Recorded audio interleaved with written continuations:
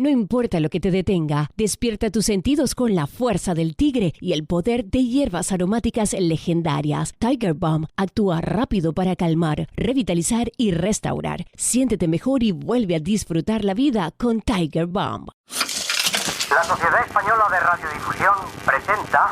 Ser... ¡Viva la radio! Podcast. Siempre. Ser Historia. Cadena Ser. Con Nacho Ares. Otro grupo de elementos totalmente distintos. O sea, tenemos el cielo, una zona intermedia y debajo tres figuras. Un globo terráqueo, un demonio y un esqueleto. Algo que ya había hablado San Juan de la Cruz como en su cántico espiritual, que son los enemigos del alma. Son el mundo, el demonio y la carne. El demonio está representado por una figura antropomórfica que tiene elementos femeninos. Lleva en la mano una manzana como símbolo del pecado original y tiene pues, elementos de aquella época donde se pone al diablo, los cuernos, las alas cortas, ese color de la piel, ese gesto de amargura y, curiosamente, se apoya en el brazo, lo apoya en un libro abierto. Eso es muy importante porque se está apoyando en algo que luchaba la Iglesia Católica en aquel momento, que son los libros que estaban en el índice, aquellos libros que doctrinalmente se separaban de la ortodoxia de la Iglesia.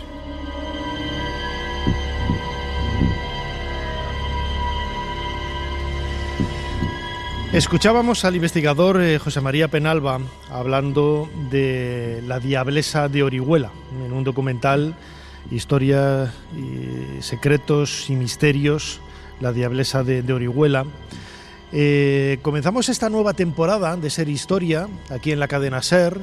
Lo hacemos con un programa especial, ahora lo comentaré con Jesús, en un marco incomparable. Estamos en Orihuela, en Alicante, en este teatro circo, lleno hasta la bandera, con muchísima gente, con muchas ganas de intentar hacer un poquito más de historia, ¿no? En los próximos minutos, a lo largo de la próxima hora y media, si lo escuchan a través de los podcasts de Ser Historia, vamos a descubrir la historia de una ciudad, de una comarca, de unos personajes, de unos lugares, de unos monumentos y también de unas tradiciones que extienden, ¿no?, sus ramificaciones, su misterio y su pasión por toda la península ibérica, por toda España, por muchos lugares, ¿no? Vamos a comenzar en el cronovisor hablando de esta diablesa, pero como siempre será un tema de los muchos con los que intentaremos hacer un poquito más de historia.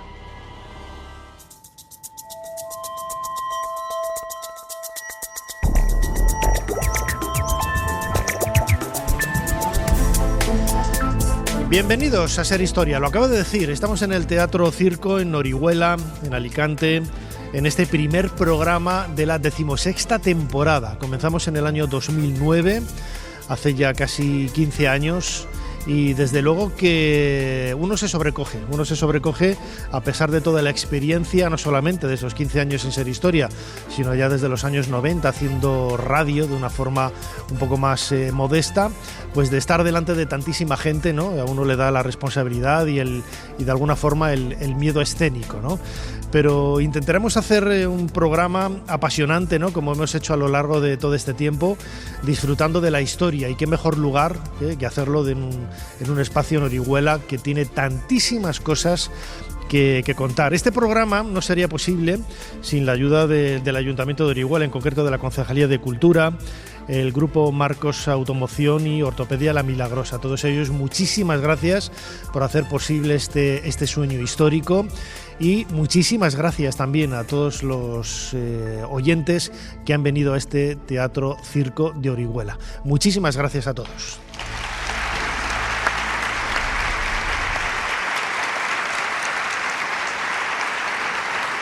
Sigue a Ser Historia en las redes sociales. Nos tienes en Twitter, Facebook, YouTube, Instagram y TikTok. @Ser Historia. Y también puedes suscribirte a nuestra newsletter mandándonos un correo a serhistoria@cadenaser.com. Jesús Callejo, bienvenido una temporada más a Ser Historia.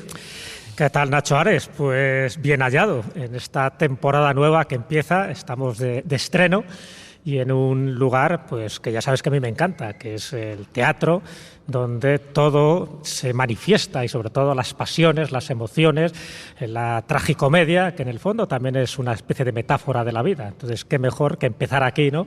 Y en este marco incomparable, que ya sabes que hay que decirlo y más en este primer programa, porque lo que se va a contar aquí yo creo que va a ser incomparable.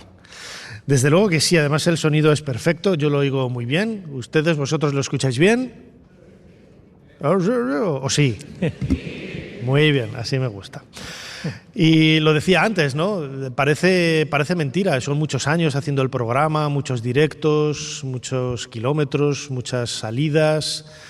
Yo ayer a estas horas estaba en Berlín montando una exposición y me he dado la paliza de venir hasta aquí para estar con todos vosotros, ¿no? Pero merece la pena el esfuerzo, ¿no? No solamente por la pasión que tengo por la historia, sino por todo lo que ello conlleva, ¿no? Lo que es la divulgación es algo que a ti y a mí, Jesús, siempre nos ha apasionado, ¿no? Y además el tema de hoy, la diablesa de Orihuela, tiene mucho que contar.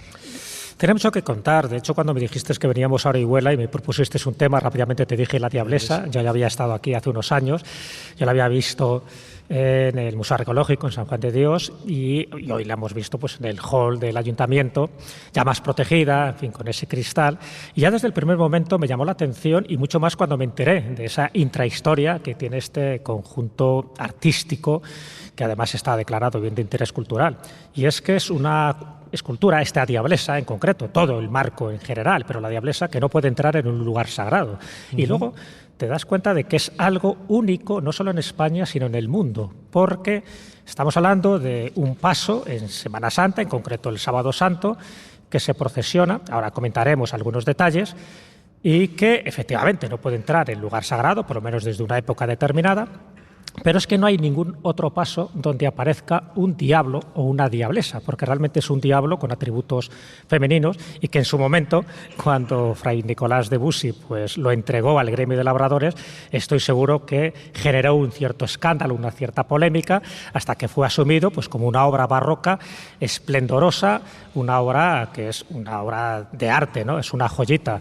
Pero claro, todas las características que hay alrededor, incluso en fin, los desechos, las transformaciones que ha ido sufriendo con distintos avatares, incluso pues sufriendo también las consecuencias de la guerra civil, ha hecho que poco a poco haya adquiriendo ese no solo el dramatismo que en su momento se intentó impregnar. Estamos hablando de la época del barroco, después de la Contrarreforma, después del Concilio de Trento, donde este tipo de imágenes eran pues como muy favorables, como una especie de educar en la fe, en los valores de la fe, y en este caso estamos hablando del triunfo de la cruz, luego ya digo que comentaremos algunos detalles, es sobre todo porque ningún paso sale con un diablo o una diablesa. Sí sale, a veces con un esqueleto, que en este caso también hay un esqueleto, como por ejemplo la Canina en Sevilla, pero que salga una diablesa con todos los atributos, características y simbolismo es único. Por lo tanto, en el caso de Orihuela es lo que le confiere un carácter excepcional y por supuesto magnífico.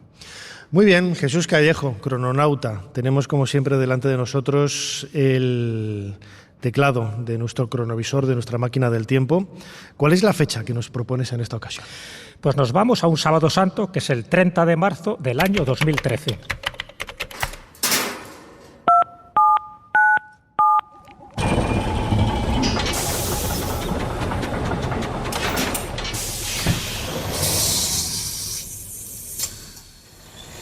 Adelante, pasen. Jesús Callejo les está esperando junto al cronovisor.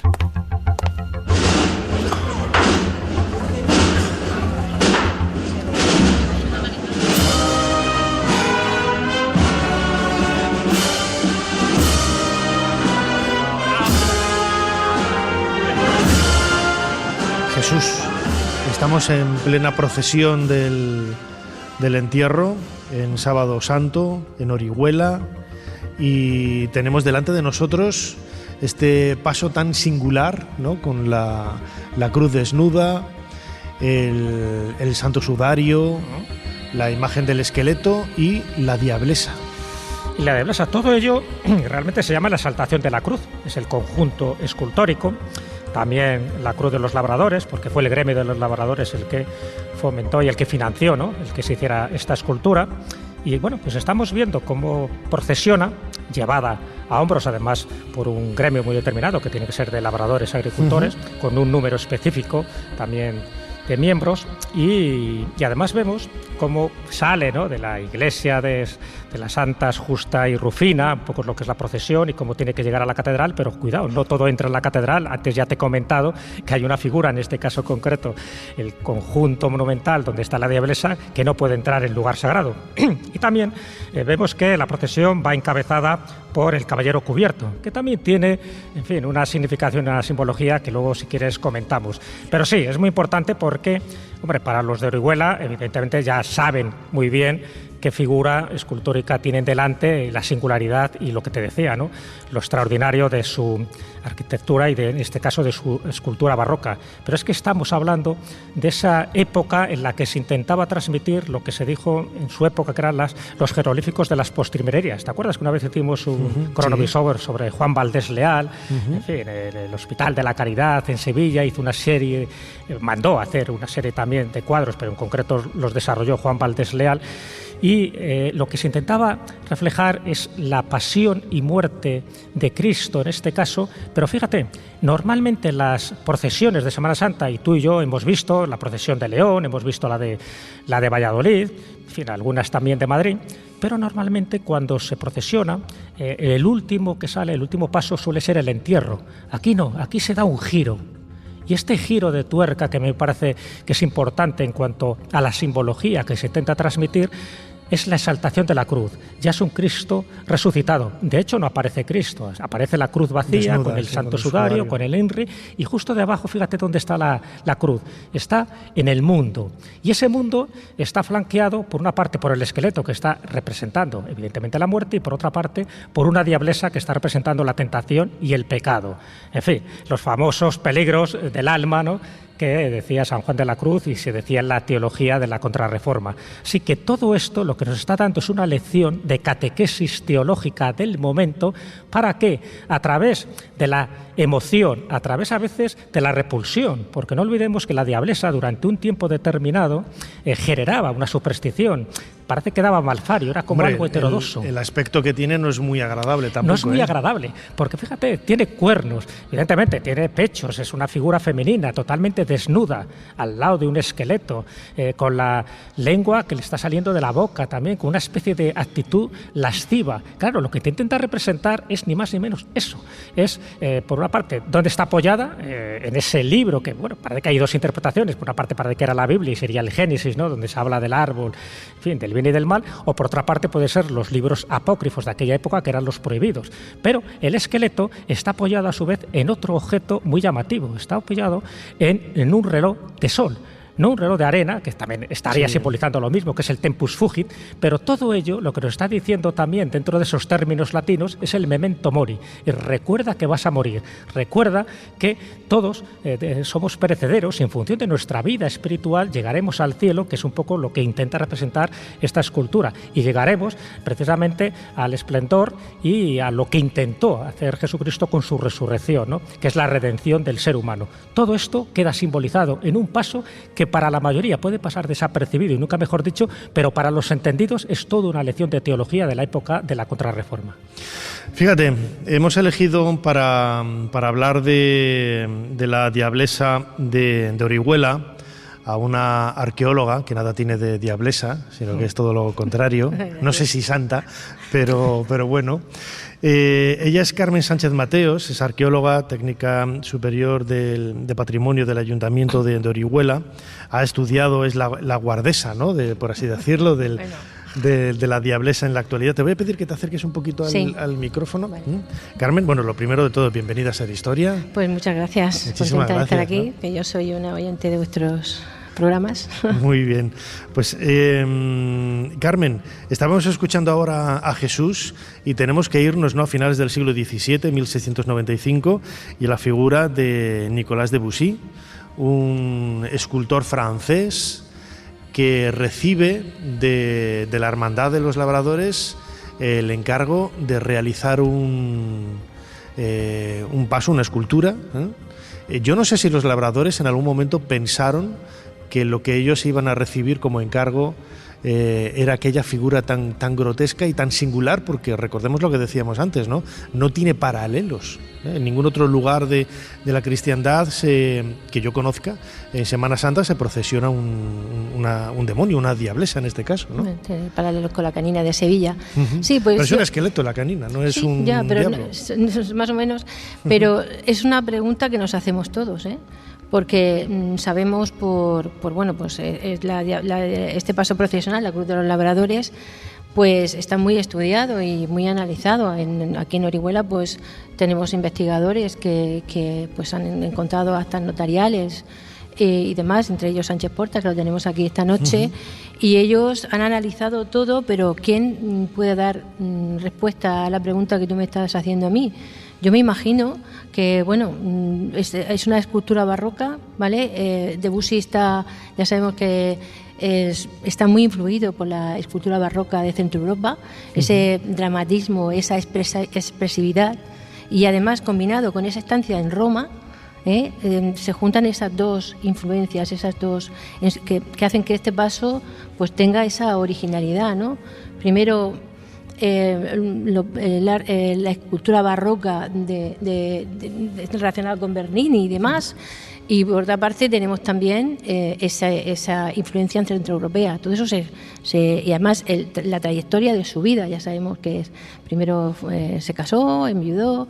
Eso ocurrió en el periodo valenciano, donde trabajó y donde hizo varias obras importantes. Trabajó en Elche. Él también formó parte del gremio de carpinteros de Tomás Sanchís, estuvo relacionado con Senén Vilá, es decir, una serie de escultores y gente importante en Valencia, pero ahí en viuda. Él se casó con Micaela Gómez, pues una persona importante. Y luego hay un periodo murciano también. Cuando llega a Murcia, él va a dar un giro a la arquitectura, a la escultura, porque también era arquitecto, ¿vale? Era sobre todo también, arquitecto de formación, pero se dedicó también a los retablos y demás, ¿no? En Murcia influye mucho en la formación de Nicolás Salcillo, padre de Francisco Salcillo. Él va a dar un giro a la escultura barroca de ese momento, ¿no? Entonces, ese deambular vino como en el séquito de don Juan de Austria, de Felipe IV, uh-huh. Luego Carlos II, fue cultor de cámara. Va viviendo, ¿no?, de diferentes fuentes de aquí y de allá. Y luego además la otra etapa que él ya, cuando enviuda, ya toma el hábito religioso, estuvo de novicio, que murió en el convento de Valencia en 1706. Sí.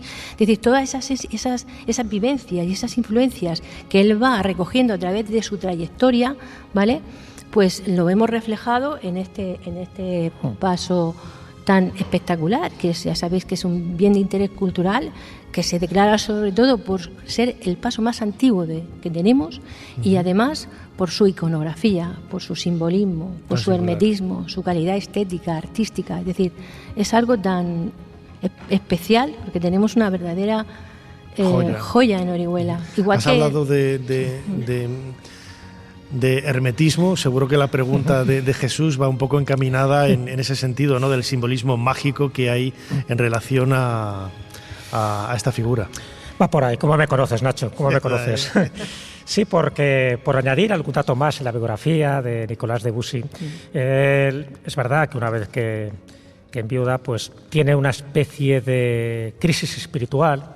Él había pasado por distintas escuelas, es verdad que había estado en Roma, que llega a España con Juan de Austria, pero sobre todo cuando muere su mujer entra en esa crisis espiritual que por una parte empieza a cuestionar algunos de los dogmas católicos imperantes en aquel momento, y por una parte hay gente que le considera como una especie de hereje y hay otros que le consideran como un alumbrado. Los alumbrados en aquella época, igual que también pasó en España, pues era una tendencia muy cercana al protestantismo y por lo tanto empezó a estar como mal visto, y él quiso un poco redimirse creando estas esculturas como todavía mucho más potentes, donde pues uno de los principios que tenía el barroco era por una parte la emotividad, pero por otra parte la sensualidad, ¿no? De hecho, esta diablesa es muy sensual, si tú la miras. Lo que te intenta es tentar, como diciendo, cuidado con los pecados del mundo, de la carne y del demonio, porque vas por el mal camino. ¿A ti te tienta? No, esta no, para nada, porque es fea como un demonio y nunca mejor dicho, ¿no? Pero lo que se buscaba, acuérdate el contexto, es una escultura de finales del siglo XVII. Es un contexto religioso muy diferente al que hay ahora. Entonces, hablando un poco de la parte heterodoxa, ya te lo comentamos fuera de micrófono, Carmen y yo, pensábamos que tiene como distintas interpretaciones. Por lo menos hay un par de interpretaciones que tiene este conjunto escultórico. Por una parte es, vamos a llamarla así, la ortodoxa, la católica, en fin, la cristiana, donde lo que se intenta reivindicar es el triunfo de la cruz, la resurrección y por lo tanto que al final pues todos llegaremos al cielo si somos capaces de cumplir pues una serie de principios básicos que son los mandamientos. Pero luego había una interpretación heterodoxa que es una interpretación alquímica, donde la exaltación de la cruz como tal se ve como un crisol, incluso que partes de la escultura aparece como si fuera esa piedra negra, esa piedra filosofal. Es como, en el fondo, ya sabes lo que se busca con la gran obra, es un poco la evolución del ser humano para intentar ser mejor, que es lo que intenta también reflejar este conjunto escultórico. Entonces, Carmen, antes hablabas de un autor que parece que va un poco por esa línea de dar una interpretación más heterodoxa, más hermética, más alquímica, casi más masónica sobre esta escultura. ¿Nos podías dar algunos detalles? Bueno, ya hemos hablado que es muy complicado. Por eso, pero... que es muy complicado. Hay una obra interesante que de ahí pues hemos sacado todos una idea general, ¿no?, que se titula, el libro se titula Vida y obra del adepto Nicolas Debussy, porque el título es que es muy significativo. Vida y obra del adepto Nicolas Debussy, arquitecto y escultor barroco 1650-1706, amante de la alquimia, de Tomás y Manuel Blasco. Ahí él intenta relacionar la diablesa, la cruz con el crisol. Hay una serie de comparaciones entre una cosa y otra que se te hace bastante complicado de entender, ¿no? Entonces, ya te he dicho que a mí sí que me gustaría este pequeño fragmento, sí, porque yo creo que es mucho, es muy denso, ¿no?, para entender, ¿no? Pero bueno, dice, pero ha llegado el momento de desvelar el símbolo de este monumento religioso que remata en la cruz. La cruz es el jeroglífico alquímico del crisol, al que se llamaba en el latín de decadencia crucibulum, crisol, el cual tenía por raíz crux crucis. Efectivamente, el crisol es el receptáculo donde la materia prima, como el propio Cristo, sufre su pasión. Es en el crisol donde muere para resucitar después purificada, espiritualizada, transformada. El conjunto formula, por tanto, la entronización del crisol alquímico, representado en la cruz, el cual llevará al mundo a la salvación, cuando esa raza de diablos superiores, los alquimistas, se abracen con la muerte, es decir, se anulen hasta lograr de sus laboratorios y por sus intuiciones prodigiosas el arte de conseguir la piedra filosofal. Hay muchísimas más cosas, pero creo que esto es lo que... Sí, básicamente es un poco lo que se decía dentro del proceso alquímico, que es a través de la materia oscura llegar a la purificación, llegar a esa sublimación y conseguir un poco la perfección, que es la gran obra, ¿no? Bueno, es verdad que es una teoría un poco rebuscada, no sabemos si realmente tuvo coqueteos con la alquimia Nicolas Debussy, pero bueno, es muy significativa ver un poco que hay otro tipo de interpretaciones a todo este conjunto escultórico. Y me gustaría, Carmen, si me permites también, sí, Nacho, claro. Antes hablé un poco por encima, pero sí que quiero que lo remates porque también creo que forma parte de ese simbolismo dentro de la procesión, y es el caballero cubierto. Antes había, aparte que más caballeros cubiertos, ahora solo hay uno, está flanqueado por dos niñas, pero él hace algo que no hace el resto de la gente cuando se entra en la catedral. El púrpura papal no se descubre. ¿Vale? No se descubre, él va con su sombrero. Sí, no. ¿Y por qué? ¿Se sabe un poco qué es lo que intenta simbolizar?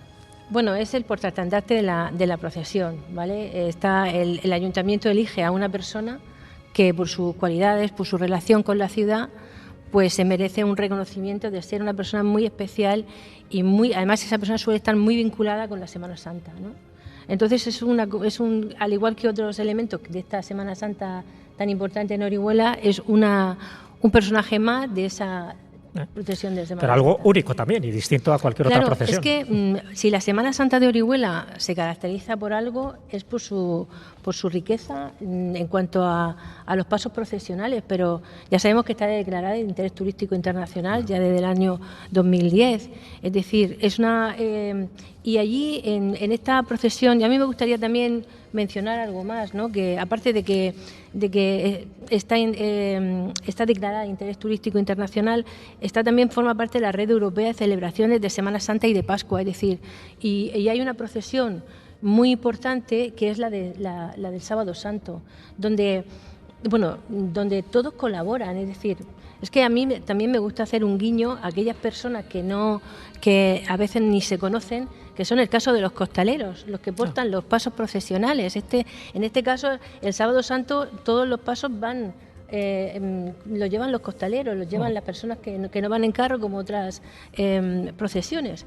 Y hay una asociación, o como queramos llamarle, que son los costaleros del Reguero de Bonanza, ¿no? No podéis ni imaginar ese amor que tienen cuando llegan, preparan la diablesa, cuando sacan la diablesa, cuando sacan también el Cristo Yacente, que también forma parte de la exposición de José Sequer, ¿no? Relacionado con Orihuela. Que tendrán hasta cariño de aquella forma a la diablesa. Yo diría que más, ¿vale? Ellos llegan allí, van siempre ataviados con su túnica de terciopelo, su insignia de costalero, sus guantes negros, o sea, llegan casi 2 horas antes, preparan la diablesa, es una cosa, yo como los tengo muy cercanos, los veo y los conozco, y aparte que siempre están ahí. O sea, además hay un detalle, si me permites, Carmen, el hecho de que, lo comentaba antes con Jesús, ¿no? Yo no conozco referencias de procesiones, ¿no? con diablos o con algún esqueleto sí que es relativamente sencillo ver, ¿no? Pero de diablos o diablesas no, sí que conozco, ¿no? El Asmodeo, ¿no? El demonio que hay en Rennes les ató, pero está dentro de la iglesia, en una pila bautismal, nada que ver con esto. Y también está el detalle femenino, ¿no? Estamos pensando, podrían haber puesto un demonio, ¿no? Pero han focalizado todo el mal en una mujer, que también es muy de la época, ¿no? Del siglo XVII, de finales ahí del barroco. Sí. Bueno, ahí cuando se conoce la biografía de Nicolas Debussy, por eso es tan importante siempre empezar por ahí, por conocer a este escultor, ¿no? Porque, bueno, hay muchas teorías, porque primero se casó y el atributo de la mujer, no sé, eso es una cosa muy compleja. ¿Por qué lo hace? Es que la verdad que hay gente que sabrá mucho más de este paso procesional que yo, por supuesto, ¿no? Pero por lo que yo he leído no encuentro respuesta a algunas de las cosas que me estáis preguntando, ¿no? Porque yo me imagino porque ya sabéis que la procesión del Sábado Santo está organizada por el Ayuntamiento de Orihuela, ¿vale? Es una procesión cívico-religiosa. Yo me imagino cuando Nicolas Debussy en el año 1695 presentó la obra, me imagino que se quedarían un poco perplejos, porque en principio estaba en la capilla de Loreto, pero luego sucesivamente ha ido cambiando de lugar. Incluso la iglesia pide al ayuntamiento que retire la imagen de allí porque falta espacio, por cuestiones de tipo moral, ¿no? Y entonces de alguna forma hay una especie de historia de malditismo detrás del paso. Yo no lo veo así tampoco. Tampoco, ¿no? Porque en definitiva yo creo que tenemos un montón de paisanos de Orihuela. No deja de ser un referente identitario, ¿no? de la ciudad. O sea, la gente se identifica con la diablesa más allá del significado que tenga y lo toma como algo muy propio, ¿no? Sí, como algo muy propio, y además no podéis imaginar la gente que viene exclusivamente a Orihuela a ver este paso procesional, ¿eh? Nosotros. Por ejemplo. Entre otras cosas, ¿sí? Aparte de la diablesa. Sí, claro, eso sí. Si os contara todo lo que se puede ver aquí, ¿no?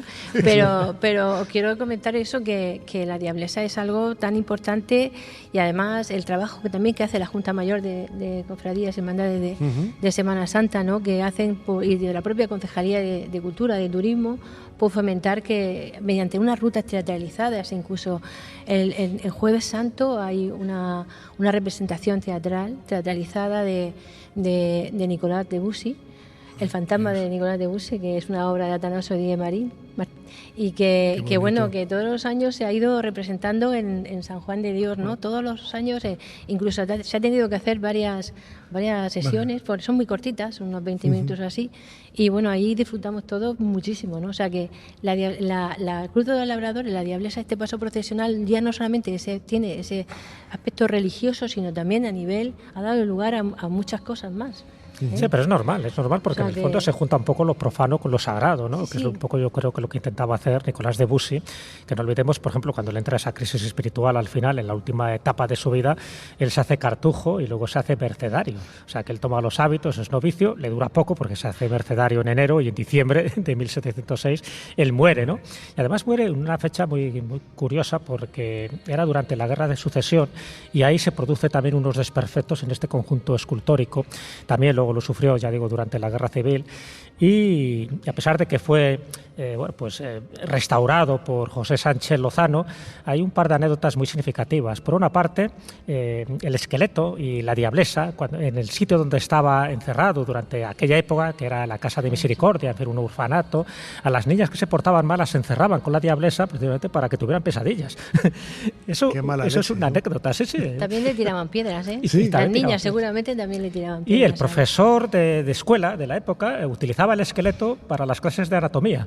Entonces, claro, le falta alguna costilla, ahora ya no, porque ya está repuesto, pero bueno, que hubo un momento donde no era un icono exactamente de Orihuela, sino que, bueno, era como una imagen más que no se la rindió a mejor el respeto que se merecía, pero también por la época convulsa en la que pasó, ¿no? Y ahora, sin embargo, efectivamente es un icono junto con Miguel Hernández, ¿no? Por supuesto, y con muchísimas más cosas, pero sí que ha pasado por distintas peripecias hasta el punto de intentar causar miedo, ¿no? Una escultura que no estaba precisamente diseñada para eso. Escuchándote, yo me acuerdo de cuando era crío en Valladolid, en la iglesia del Salvador, cuando dábamos catequesis, ¿no? Pues yo creo que era para la confirmación o alguna ceremonia de estas, de estos ritos de iniciación, ¿no? Que tiene la cristiandad. Teníamos en la capilla, sentábamos en un banco, pues a esta distancia, un brazo menos, un paso que hoy procesiona, las lágrimas de San Pedro, y cuando entrábamos ahí todos le dábamos un pescojón ahí al pobre San Pedro, ¿no? Y es una escultura barroca maravillosa, pero que bueno, ese gamberrismo, esa ignorancia, ¿no? Que tienes cuando eres crío, es lo que te empuja, ¿no? A hacer este tipo de cosas, ¿no? Yo creo que tanto en ciudades grandes o medianas como Valladolid y otros lugares siempre ha pasado ese tipo de cosas, ¿no? Claro, como consecuencia de todas esas cosas que van pasando a lo largo del tiempo, pues todo el patrimonio pues se va deteriorando y hace falta repararlo, ¿no? Entonces, ¿me estás acusando de algo? No, hombre, no. No, hombre, no soy muy discreta. No, lo que pasa es que eso dio lugar a varias restauraciones, ¿no? Sí. Hay una muy importante que es la que hizo el Instituto Valenciano de Restauración de Valencia, que ahí pues se descubrieron lo del reloj que tú has dicho también, y se hizo pues una auténtica, se hizo una limpieza de toda el paso procesional y bueno, que eso pues ahora mismo el aspecto que tiene de ese momento cuando se hace la restauración, la última restauración. Bueno, hoy lo hemos visto en la entrada del ayuntamiento y la verdad es que es espectacular, ¿no? Es espectacular el color, la imagen y sobre todo las emociones que proyecta, ¿no? Ya se sea más creyente o no, más religioso o no deja de ser un símbolo de nuestra propia cultura, ¿no? Que si no entendemos esos símbolos perdemos absolutamente todo, ¿eh? Por eso lo hemos criticado en muchas ocasiones, ¿no? Jesús aquí, ¿verdad? ¿No? Jesús Callejo y yo aquí en Ser Historia, que ya se sea religioso o no, si no conoces un poco el significado del simbolismo que hay en elementos de las iglesias, de las calles, el calendario, que viene todo del mismo foco, ¿no? de la religión, del cristianismo, en ocasiones también del mundo musulmán o del judaísmo, si no estudiamos eso, bueno, pues perdemos absolutamente toda nuestra identidad, ¿no? La Diablesa de Orihuela es un personaje icónico, no solamente para Orihuela, seguramente que después de escuchar este programa mucha gente se va a acercar a esta ciudad de Alicante para poder disfrutar de su magia y de su misterio, y esa es la razón, ¿no?, por la que queríamos que esa diablesa fuera de alguna forma la protagonista de esta primera parte del programa de Ser Historia que estamos haciendo aquí en el Teatro Circo en Orihuela. Carmen Sánchez, arqueóloga, técnica superior de Patrimonio del Ayuntamiento de Orihuela, muchísimas gracias por habernos ayudado a hacer un poquito más de historia. Muchas gracias a vosotros, un placer. Y Jesús Callejo, crononauta, nos hemos enamorado de la diablesa esta mañana cuando la hemos visto. Es que tiene una mirada de cordero degollado que te enamora. Desde luego que sí. Como siempre, bueno, pues bienvenido de nuevo a una nueva temporada, Jesús. Y como siempre, muchísimas gracias por habernos ayudado a hacer un poquito más de historia. Muchísimas gracias a ti, Nacho. Ya sabes que en esta temporada lo daremos todo como tiene que ser. Gracias. Gracias.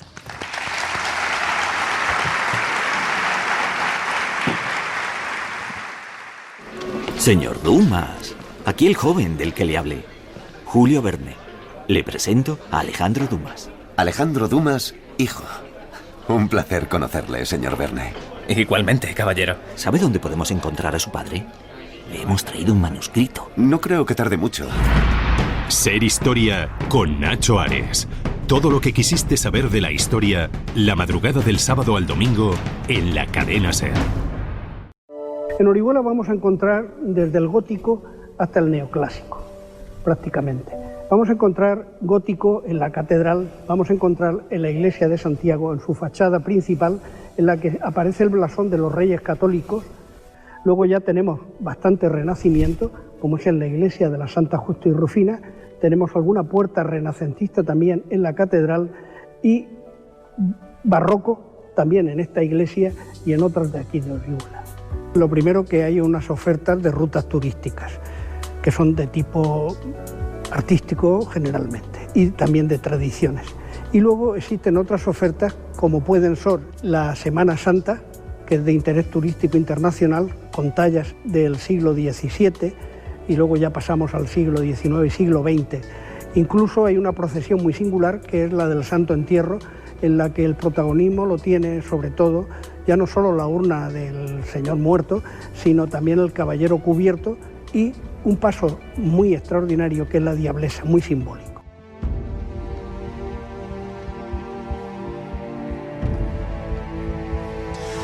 Escuchábamos a Antonio Luis Galiano, cronista oficial de Orihuela, en un vídeo de la Comunidad Valenciana, hablando precisamente de algunas de esas virtudes, tesoros, joyas con que cuenta esta ciudad. Acababa hablando de ese paso de la diablesa. En el primer bloque del programa hemos estado en el cronovisor junto con Jesús Callejo y Carmen Sánchez hablando de esta figura, pero como también insistíamos en esos primeros minutos, Orihuela tiene muchísimo más, ¿no?, para proyectar al mundo entero. Gonzalo Montoya, bienvenido a Ser Historia. Muy buenas, Nacho, muchas gracias por invitarme. Gonzalo es concejal de Cultura del Ayuntamiento de Orihuela. Lo primero, muchísimas gracias por la invitación para poder estar este día con todos vosotros. Orihuela cuenta con un patrimonio realmente muy, muy grande, ¿no? Es un patrimonio enorme desde el punto de vista cultural, y todo eso también los políticos, ¿no?, sobre todo en las dos últimas décadas o en las tres últimas décadas, lo han utilizado, ¿no?, para revitalizar un poco las ciudades, ¿no?, en el sentido de que es una forma no solamente de hay que buscar la conservación, sino también el hecho de que sirva no solamente para conocer tu propia historia, sino para compartirla con el resto del mundo, ¿no? Sí, en Orihuela, por suerte, estamos muy acostumbrados al patrimonio histórico y cultural, a disfrutar de ese patrimonio. Yo me gusta decirlo siempre, en un paseo de 2 kilómetros te encuentras con 7, 8 grandes monumentos declarados bien de interés cultural. Entonces, pues siempre es una ocasión maravillosa pasear por Orihuela. Antes lo comentábamos, antes del programa, ¿no?, esa esa ola que hay últimamente, ¿no? de cierta animadversión, ¿no? hacia el turismo de masas en algunos lugares. Yo, por ejemplo, en Madrid, que vivo en el centro, en los últimos 20 años han desaparecido la mayor parte de las tiendas tradicionales. Ahora son todo tiendas de recuerdos o tiendecitas con elementos que buscan un poco el reclamo del turista, ¿no? Pues con comidas típicas, turrones, vender. En Madrid, turrón en verano, a mí me parece un poco surrealista, ¿no? Pero a los extranjeros parece que les llama la atención, y estas empresas tienen por ahí su negocio. También es importante buscar ese punto de equilibrio, ¿no? Entre el turismo masivo y un turismo, no voy a decir que selecto, ¿no? Porque todo el mundo tiene derecho, ¿no? a participar de estas cosas, pero tiene que ser difícil buscar el punto medio, ¿no? El turismo debe ser sostenible. Nosotros, pues en Orihuela, como es un municipio complejo, ¿no? Que tiene su centro urbano, su centro también histórico, tiene su huerta con sus pedanías y tiene su costa, ¿no? Con esas 10 playas con bandera azul, pues experimentamos ese turismo masivo, sobre todo ahora en verano en la costa, pero somos conscientes, como buen municipio de la provincia de Alicante y la Comunidad Valenciana, de la importancia que tiene el turismo para la economía de un municipio como Orihuela. Entonces, sobre todo, queremos potenciar también desde la Concejalía de Turismo, pues el centro urbano de Orihuela, su casco histórico, su conjunto histórico-artístico declarado, pues como centro, ¿no? Centro de recepción de turismo, ¿no? De turistas. Creemos que es una ocasión muy importante, ¿no? El tema del turismo para la ciudad, también sobre todo para su centro. Y sobran argumentos para potenciarlo y para sacar pecho por ello, ¿no? Antes comentábamos también, antes de comenzar este programa, por ejemplo, la catedral gótica, ¿no? Construida sobre restos visigodos. También se puede perfilar, ¿no? Algunos elementos de esa tradición musulmana, de la mezquita que hubo. Es decir, vemos aquí pues la fusión, ¿no? De diferentes culturas, que en definitiva lo que hace es enriquecer el patrimonio. Sí, como te decía antes, en ese paseo de 2 kilómetros en el que uno se encuentra con 8 monumentos declarados de interés cultural, paseo que está a 10 minutos andando de la parada de AVE que nos conecta con Madrid, es decir, que es un turismo cómodo también, pues en el centro de ese paseo nos encontramos con 2 horas y media desde Madrid, es muy cortito el trayecto en AVE y muy cómodo, ¿eh? Pues en el centro de ese paseo nos encontramos con la catedral, ¿no? La principal de las 3 parroquias históricas de Orihuela, ¿no? Junto a la de la Santa Justa y Rufina y a la de Santiago. Esa parroquia que en su misma portada principal, la Puerta de las Cadenas, ¿no? Porque está tras esas cadenas que separan la jurisdicción civil de la jurisdicción eclesiástica. En esa Plaza del Salvador, Plaza de las Cadenas, se contempla esa entrada principal de la catedral, donde en ese muro de entrada ya hay restos de la primitiva iglesia visigótica, de la mezquita de Úrjula y, por supuesto, pues el actual templo católico que, bueno, en el siglo XV fue elevado a colegiata y en el XVI a catedral, cuando también un poco después, cuando la diócesis se independiza, ¿no? De Cartagena y se crea la diócesis de Orihuela, acontecimiento que contribuye enormemente a darle la importancia histórica, ¿no? Que tiene la ciudad. Además, esos estilos artísticos son muy propios, ¿no? de esta zona de Levante y casi de Orihuela, ¿no? La iglesia de Santiago, una iglesia gótica, pero también con muchos elementos propios de aquí, lo que lo hace, pues, en definitiva, un patrimonio muy singular, ¿no? Sí, la verdad es que nuestros templos son todos muy identificativos de la ciudad, todos granados de las franjas de Aragón, ¿no? Por esa reivindicación de pertenencia a la corona de Aragón en todo el pleito de la independencia de la diócesis. Al final, Orihuela históricamente pertenece a la corona de Aragón, pero a una diócesis castellana, Cartagena. Entonces, como territorio de frontera, siempre tiene esta tensión. Entonces, nuestros templos están granados, sobre todo la catedral, Santa Justa y Rufina, de esas franjas de Aragón, en esa reivindicación.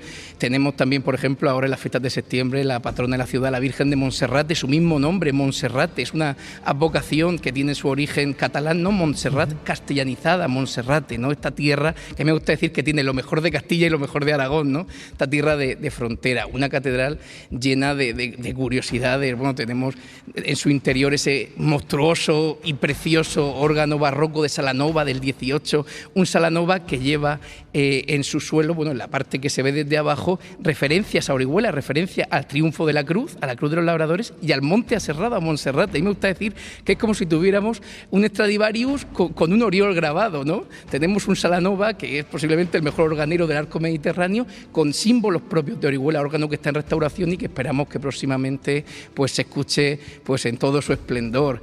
Tenemos pues el gran coro de los canónigos, ¿no? Que es muy curioso, se ha nombrado aquí, o nombraba Antonio Luis en la grabación, que fuera tiene el escudo de Don Carlos, del emperador, pero dentro que tiene las franjas de Aragón, porque los canónigos sí, para afuera el rey todo lo que tú quieras, pero para adentro las franjas de Aragón, que es nuestra reivindicación identificativa. Los templos de Orihuela simbolizan e identifican muy bien esa identidad que hemos tenido siempre como ciudad de frontera y como ciudad orgullosa de lo que es, ¿no? De su identidad. Bueno, y sigue siendo de alguna forma también frontera, ¿no? Lindando ahí con Murcia. Yo recuerdo que hace unas semanas preguntaba, porque yo tengo amigos que son de Orihuela y algunos...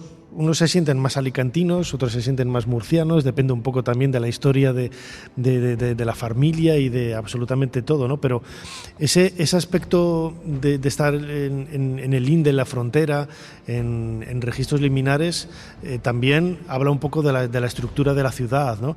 La Puerta de Loreto del siglo XV, la Puerta de la Anunciación, son diferentes estructuras que nos están hablando ya de una ciudad importante ya desde la Edad Media, ¿no? Sí, por supuesto. Orihuela es una ciudad de gran importancia, ya desde el medievo se muestra el castillo, la muralla, al final es una ciudad de gran importancia, ¿no? Por su lugar, por su riqueza, por ser zona de importancia en el ámbito eclesiástico, ¿no? Al final la diócesis de Cartagena llegó a tener 3 sedes, ¿no? Cartagena, Murcia y Orihuela, ¿no? Y al final cuando se constituye en cabeza de diócesis, pues adquiere su máximo esplendor, llega a ser, después de la guerra de sucesión, ciudad capital del Reino de Valencia, la única ciudad capital del Reino de Valencia, además de la propia ciudad de Valencia. Es decir, que la importancia histórica de Orihuela, que se remonta, ¿no? a la Edad Media, pues es evidente, y muestra de ello es su patrimonio, su rico patrimonio, que no deja a nadie indiferente. Me gusta decir que a nosotros a veces lo que queremos es que venga la gente, porque cuando viene se alegra mucho de haber venido.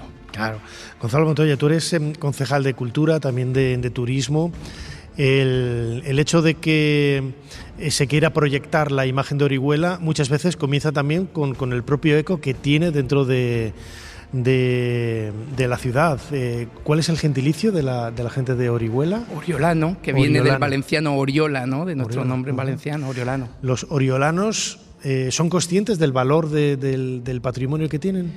Pues yo creo que es como todo, hay personas que sí, pero estamos, he dicho antes por suerte, y en este caso a lo mejor un poco por desgracia, estamos muy acostumbrados o mal acostumbrados a convivir con el patrimonio, con el arte y la cultura. Antes estábamos hablando de la Plaza del Salvador, la Plaza de las Cadenas, con esa preciosa catedral muestra del gótico valenciano, pero es que esa catedral está enfrentada al Palacio Episcopal, el actual Museo de Arte Sacro, que tiene el Velázquez, la Tentación de Santo Tomás de Aquino, de Diego de Velázquez. Somos la única ciudad pequeña que tiene un Velázquez. Quiero decir que el patrimonio de Orihuela es tan sumamente ingente que a veces no le damos la importancia que deberíamos darle los propios oriolanos. No, yo creo que es la mejor manera, ¿no? de poder proyectar esa imagen al exterior, primero creyéndotelo tú mismo, ¿no? Yo creo que eso es y que además ayuda no solamente desde el punto de vista económico, que todo eso está muy bien, pero también lo que decía antes desde el punto de vista identitario, ¿no? Yo creo que es... Sí, nosotros cuando programamos las rutas siempre decimos que es para propios y foráneos, o también invitamos a que los oriolanos sean turistas en su propia tierra, también a vertebrar el territorio a través del turismo y la cultura. Nosotros nos gusta mucho poner autobuses para que la gente de la costa conozca el casco urbano, ¿no? El centro urbano, el centro histórico, que la gente de las pedanías. Queremos que los oriolanos conozcan el conjunto del territorio, ¿no? Que tiene de todo, tiene sol, playa y golf, tiene naturaleza y tiene un patrimonio cultural ingente. Tenemos la suerte de ser una de las ciudades de España con un patrimonio cultural pues más notable.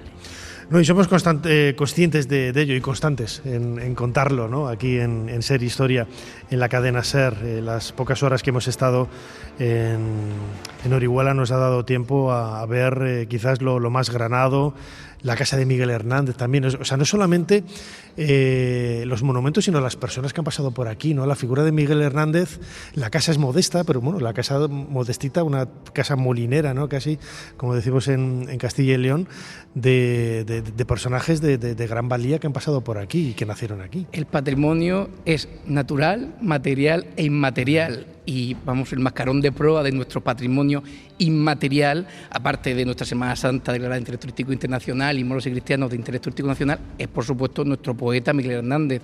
Es la cabeza de nuestra cultura inmaterial, ese gran poeta y su obra, ¿verdad? Es un tesoro tener en ese rincón hernandiano junto a la Universidad Histórica, junto a Santo Domingo, ¿no? Uno de los dos monumentos más importantes de la Comunidad Valenciana, junto a la Catedral de Valencia, tener esa casa de Miguel Hernández, que es un sitio casi de, yo hablo con su director, con el director de la Fundación, que es un sitio casi de peregrinación, es de esos sitios que tienen la magia de que allí han pasado cosas importantes, ¿no? Que ha vivido allí una gran persona, nuestro gran poeta. Es una forma, es verdad que para un concejal de Cultura y Turismo tener a un gran autor, a una persona pues tan especial como nuestro poeta universal Miguel Hernández Gilaber, pues la verdad que es un tesoro más de los que tenemos en la ciudad.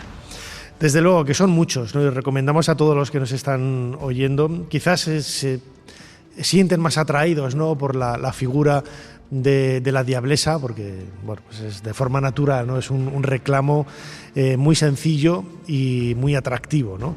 para el turismo, pero la figura de Miguel Hernández también, toda su obra, la historia que le rodea y sobre todo los monumentos que hay alrededor, bueno, pues marcan un poco la identidad, que lo decía ahora, de esta ciudad, Orihuela, desde donde estamos haciendo este primer programa de la 16ª temporada aquí en Ser Historia. Gonzalo Montoya, concejal de Cultura y de Turismo del Ayuntamiento de Orihuela, muchísimas gracias por la invitación y muchísimas gracias por habernos ayudado a hacer un poquito más de historia. Muchas gracias a vosotros por venir y por servirnos de altavoz para dar ese regalo que tenemos los oriolanos, que es nuestra ciudad. Muchísimas gracias. Vosotros siempre.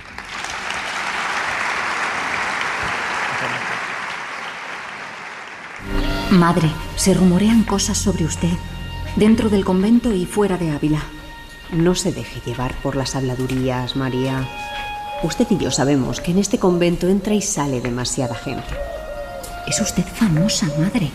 La fama nunca ha de ser el camino, Sor María. Ser Historia con Nacho Ares. Todo lo que quisiste saber de la historia, la madrugada del sábado al domingo en la cadena SER. Cuentan los historiadores que Teodomiro, varón aguerrido y de gran ingenio, viendo el escaso número de guerreros que le quedaban para la defensa de Orihuela, mandó a las mujeres que dejasen sueltos sus cabellos y, armándolas de lanzas, las colocó sobre las murallas detrás de la línea de los hombres.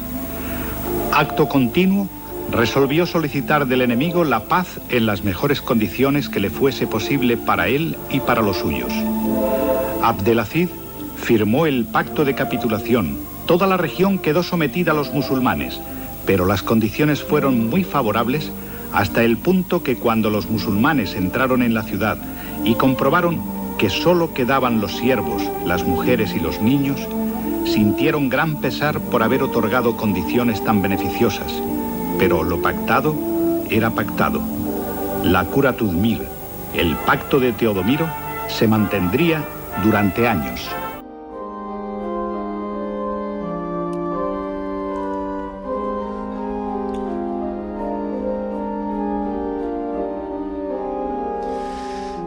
Continuamos en este programa especial que estamos haciendo desde el Teatro Circo en Orihuela, en Alicante, en la Comunidad Valenciana. Un programa que es el primero de la 16ª temporada de Ser Historia. Ya teníamos ganas de retomar y volver un poco a la vorágine y a la rueda de programas y de salidas del mismo. Y lo hacemos ahora escuchando un fragmento de un documental, Las claves del pasado, de la televisión de Murcia, en donde se nos hablaba del tema al que vamos a dedicar los próximos minutos, ¿no? Ese pacto de Tudmir o pacto de Teodomiro del año 713, pues al poco, ¿no? de la invasión musulmana en el año 711, en dos años después, y que marca un poco la identidad. Antes hablábamos de esos elementos monumentales, ¿no? Que marcan un poco la singularidad, ¿no? Y la personalidad de una región, de una ciudad como Orihuela, y también esos elementos históricos intangibles, pero que perfilan un poco, ¿no? La forma de ser de las personas que viven ahora aquí. Manuel Culiáñez, bienvenido a Ser Historia.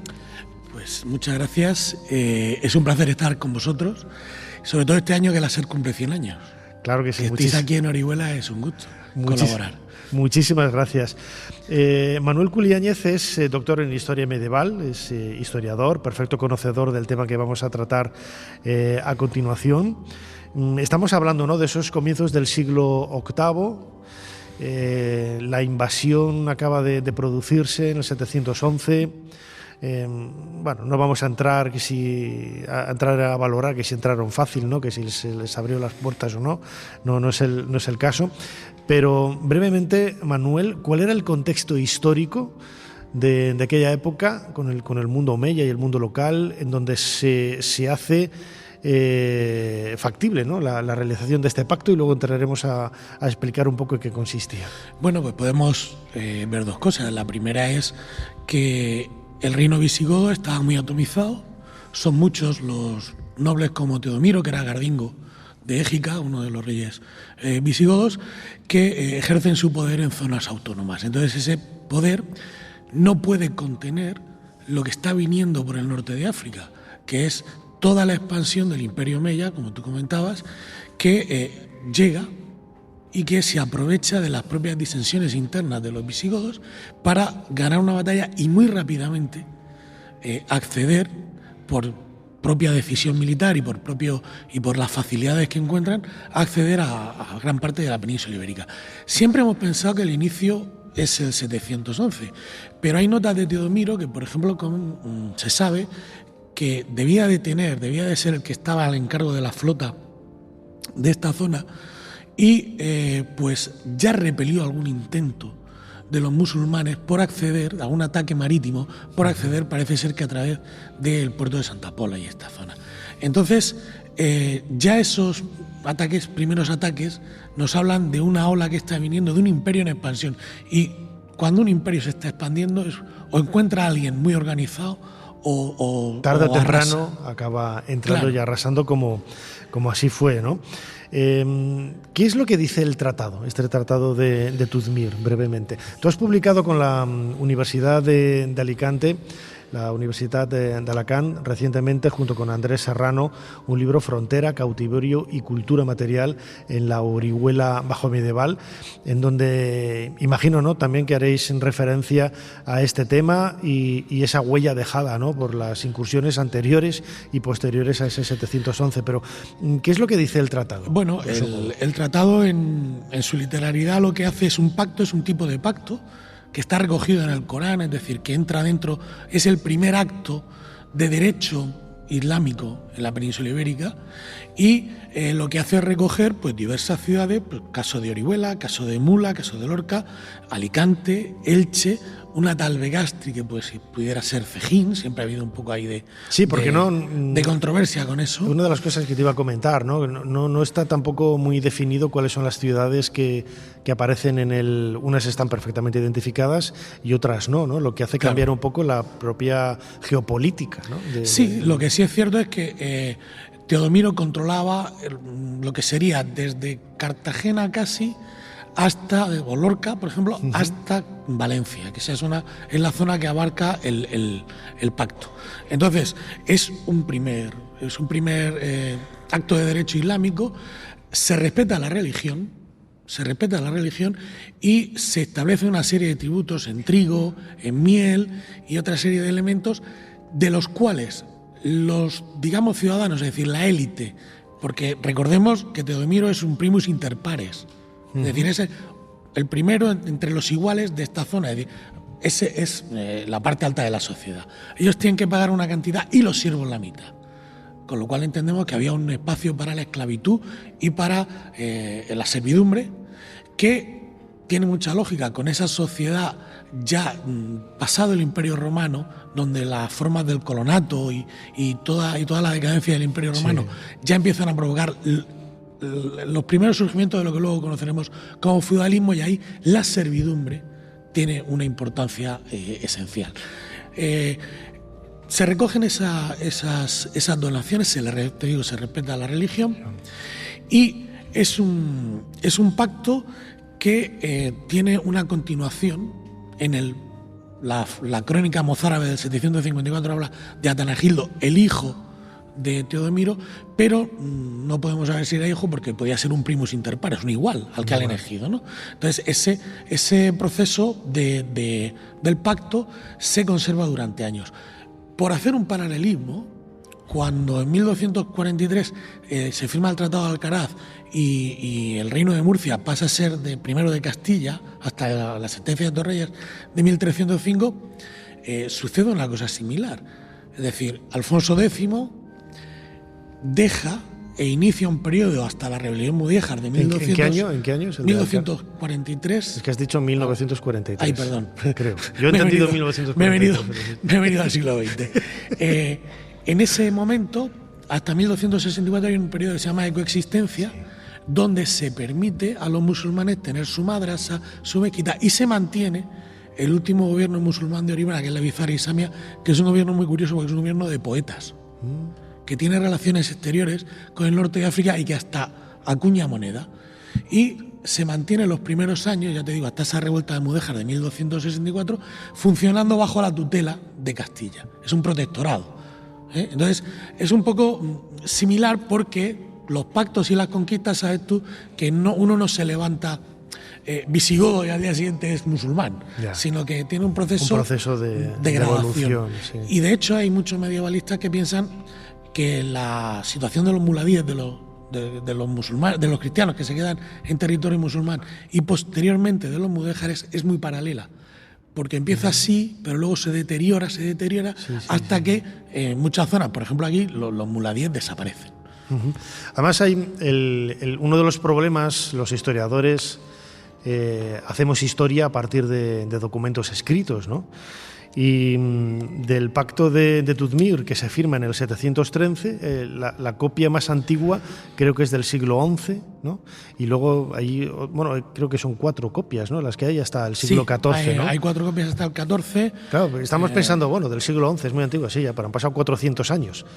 Imagino que sería, vale, se conserva una del siglo XI, pero sería una copia fidedigna de otra que no ha llegado hasta nosotros, ¿no? Sí. Porque hay diferencias entre esas copias. Hay diferencias entre esas copias y diferencias en las grafías, pero la esencia es la misma.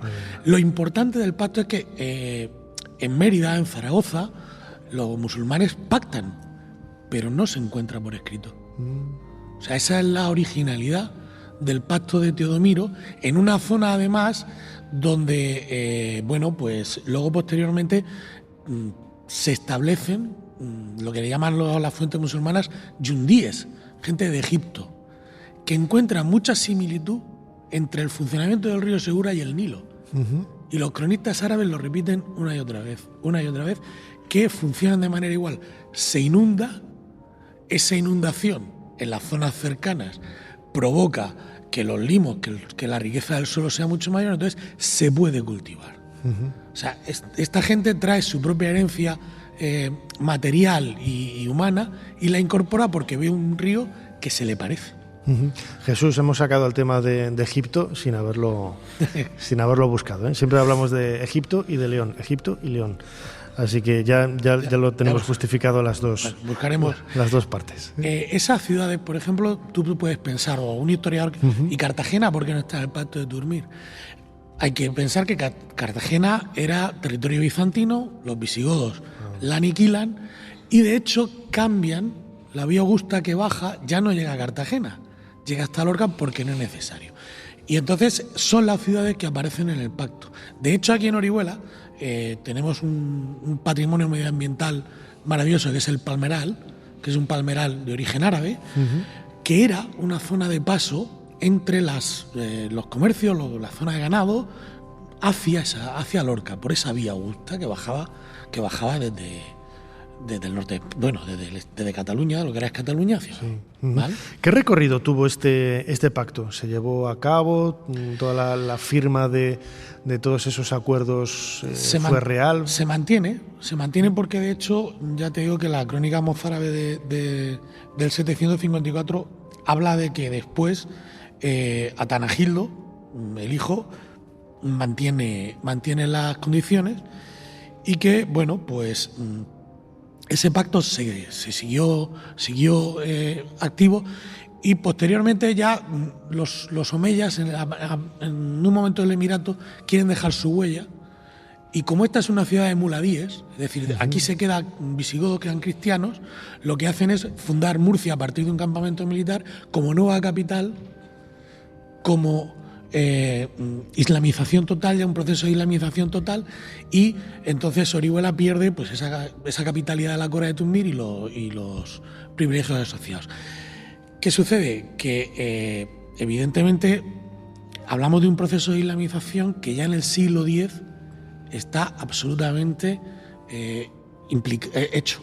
De hecho, hay zonas de la comarca donde en los cabezos, como había lagunas, había zonas lacustres que eran unas permanentes y otras temporales, se establecen hay establecimientos clánicos donde ha habido excavaciones arqueológicas en Benijófar, en Rojales, en Albatera, y son establecimientos clánicos de familias perfectamente islamizadas. Y la Orihuela del siglo IX, del siglo X, ya es una Orihuela islamizada.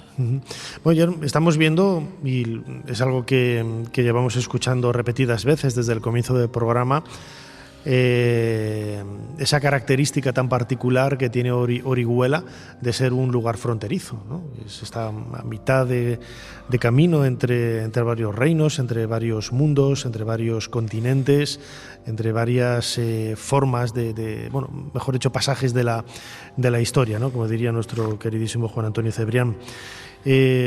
Antes comentabas, ¿no? La primera llegada musulmana es del 711, pero antes hubo una especie de intentos, ¿no? de rafias casi, ¿no? Imagino que serían no tanto un hecho que provocara una invasión como tal, pero casi sí como pequeños asaltos piratas, ¿no? Sí, ten en cuenta que los asaltos piratas, como establecemos en el libro de Andrés Serrano y yo, empiezan en el siglo X. Ya hay un comercio de esclavos en todo el Mediterráneo hacia el norte de Europa. O sea, pero no solo africanos o que los musulmanes, sino al revés. O sea, el camino es de dos vías, siempre. ¿Qué pasa? Que cuando entra el Estado y pone impuestos es porque eso es algo que se hacía. ¿Cuál es el problema, por ejemplo, en Europa, en Francia, por ejemplo, para tener un esclavo de este tipo? No que sea musulmán, sino que ¿quién está haciendo el negocio en Europa? Los judíos. Y eso la Iglesia Católica le ponía muy de los nervios, ¿vale? En teoría tú no podías tener un esclavo cristiano, tenía que ser un esclavo de otra religión, pero los hay, sobre todo del este de Europa. Aquí en Orihuela en los documentos aparece algún esclavo que debe de ser del norte de Europa porque es un esclavo cristiano, ¿vale? Entonces, esas racias que tú dices del siglo X ya son muestras de ese comercio de seres humanos, y ya son muestras de que el Mediterráneo no es un mar muerto, de que después de los romanos no hay vida. Hay mucha vida y hay muchos circuitos comerciales que se activan desde incluso el centro de África durante toda la Edad Media hasta el norte de Europa. Porque claro, el que se puede pagar un esclavo en el norte de Europa es alguien que tiene una posición social y económica considerable, si no, no puede pagarlo. ¿Vale? Claro, marca un poco la esencia del contexto histórico de ese momento tan particular, ¿no? Estamos ahí en los albores casi de la Edad Media. Estamos hablando del parco. Yo estoy con el parco, menos el pacto, cualquier cosa, ¿no? El pacto de Todomiro, el pacto de Tuzmir, que además en las pocas horas que llevamos en Orihuela tiene bastante proliferación. El nombre de Tuzmir aparece en infinidad de lugares en la ciudad, sí, ¿no? Marca un poco ese Teodomiro islamizado, aparece en muchas referencias. Sí, ¿no? Sobre todo porque es la Cora de Tuzmir, porque ya te digo, es la capitalidad. O sea, la Edad Media en Orihuela tiene una cosa, y es que está presente en actos que son muy importantes luego en lo que ahora conocemos como la historia de España, que en ese momento no lo es, España, porque sí, no existe. Pero es este primer pacto, ¿vale? Es en 1304 la sentencia de Torrellas que dicta la frontera entre Valencia y Aragón, que se mantiene en la actualidad, por ejemplo aquí, en gran parte de los términos. Es la guerra de los dos Pedros, que tiene uno de sus escenarios más importantes en el sur valenciano, es el movimiento de las Germanías, en 1521, es decir, hay una serie de hitos, la Edad Media y hasta el siglo XVI, es un momento muy potente en la historia de Orihuela, porque además, en este momento, en el momento del Pacto de Tudmir, es una ciudad que se convierte en una ciudad de primer nivel, pero es que posteriormente, desde la sentencia de Torrellas y la incorporación al Reino de Valencia, se convierte en la segunda ciudad del Reino de Valencia después de Valencia. Aquí en 1400 ya hay referencia a un reloj municipal. Legov, hace años, en Tiempo y Trabajo y Cultura en el Occidente Medieval, establecía que las primeras referencias de relojes en Centro Europa es en 1365. 50 años es muy poco, es nada. Entonces hablamos de una ciudad de primer nivel, de segundo nivel, perdón, respecto a Valencia. O sea, es una ciudad muy potente, es una ciudad con casi 7.000 habitantes en el siglo XV, ¿vale? Es una villa, luego a partir de 1438 es ciudad. Entonces, la Edad Media de Orihuela es un concepto muy potente que queda marcado en toda la fisonomía de la ciudad, ¿no? Por ejemplo, el Museo de la Muralla. Por ejemplo, te hablaba antes de la islamización. En el Museo Arqueológico hay 3 estelas funerarias árabes, o sea, musulmanas, que hablan del siglo X, que hablan de que ya hay una ciudad perfectamente islamizada. Es lo que te iba a preguntar, ¿no? Porque ya como última cuestión, Manuel Culiáñez, en el libro que has escrito junto con Andrés Serrano, publicado por la Universidad de Alicante, Frontera, cautiverio y cultura material en la Orihuela bajo medieval, precisamente esa cultura material, esos objetos, esas estelas, los textos, los propios objetos físicos en sí, dan una idea también muy, muy cercana de cómo era esa cotidianidad, ¿no? Esa vida, ¿no? Y de la importancia y del valor del momento. Sí, porque sucede que en ese momento determinado, a finales del medievo, esta es una zona muy curiosa porque es doble frontera. Es decir, frontera con Valencia, pero en Lorca, pasado Lorca, tenemos Granada. Con lo cual, a tiro de piedra, hay un comercio de seres humanos, los cautivos, que se rescatan, ¿vale?, con gente que se dedica a esto. Y aquí se dedica a todo el mundo, desde el conseller, es decir, lo que ahora sería un concejal, de mayor rango, hasta el labrador, que en el momento que no tiene faena en la huerta, se pone a sueldo de una banda de almogávares que va a Granada a cautivar a gente, traerla y luego rescatarla. Es un proceso económico que tiene tentáculos que llegan a mercados muy potentes como Barcelona, Valencia, Ibiza, y de ahí al resto de Europa y del arco mediterráneo, ¿vale? Corsarios oriolanos se van al norte de África a intentar captar gente cautivar gente en una playa y traérsela. Y es un proceso que incluso llega hasta el siglo XVIII. Yo he visto esclavas en un municipio de aquí, en Benijófar, en un archivo, el siglo XVIII, María de Monserrate. Si no puede haber cristianos esclavos en la partida de función, ¿por qué aparece María de Monserrate? Porque sería conversa y porque sería capturada en ese momento ya en el norte de África. Es decir, es un modo de vida que tiene una impronta y que sobre todo genera como podríamos hablar, una burguesía. Aquí hay gente que gasta mucho dinero en el cautivo, ¿vale? ¿Por qué? Porque les sirve de mano de obra. Por ejemplo, los peraires en los textiles lo utilizaban. ¿Qué pasa? Lo utilizo X tiempo, si luego cobro un rescate, tengo 2 ganancias. Es ya una Europa, esa Europa medieval es ya una Europa del dinero. Y aquí se ve porque están utilizando a esa serie de personas, pero cuidado, al revés igual, los granadinos entran y hacen lo mismo. Y hay gente, tenemos un documento, por ejemplo, de gente que llega a estar en la Alhambra a punto de ejecutarse, de que le corten la cabeza y cargárselo, y llega milagrosamente un rescate, los salvan y bueno, él cuenta todo el proceso, cómo lo raptan en Alicante, de ahí lo llevan a Aspe, porque el Valle del Vinalopó, Aspe, Elda y tal, es zona de musulmanes, de mudéjares, lo esconden, pasan de noche a tierra por Murcia, por el Valle de Ricote, que también son mudéjares, y llegan a Granada y lo van escondiendo hasta Granada capital. Tú has visto muchas películas del oeste cuando eras joven, ¿no? Como eras pequeño. Como y de mayor. ¿Te acuerdas cómo se comunican los indios? Pues con señales de humo. Sí, como pues los chistes casi. Sí. Pues aquí se hacían igual, ahumadas, se llamaban ahumadas y alimaras. Y cuando se ponían de acuerdo, que no era siempre, tanto Orihuela con las poblaciones de Murcia como Lorca, para avisar de que venían granadinos, se hacía con alimaras, o sea, con señales de humo. Cuando entraban con un caballo o con un animal, ¿qué se ve en las películas del oeste? Que para que nadie le oiga, le ponen en la herradura para que no hagan ruido. Pues aquí hacían exactamente lo mismo. O sea, exactamente lo mismo, claro. Tú dices, joder, nos echamos a ver películas del oeste y aquí tenemos una historia que es súper potente desde ese punto de vista. Sergio Leone se equivocó, ¿no?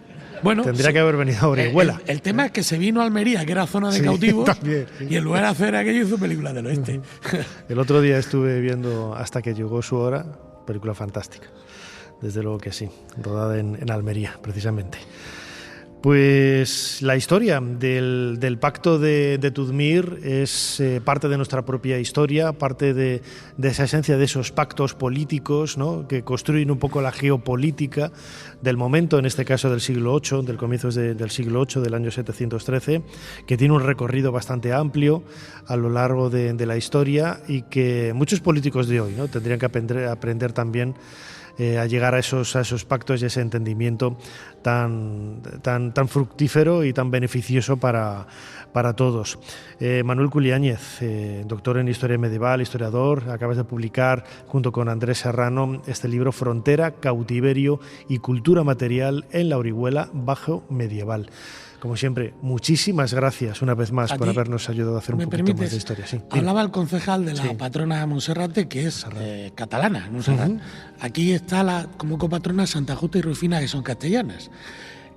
¿Cuándo aparece la Virgen de Monserrate? La Virgen de Montserrat. ¿Cuándo se aparece?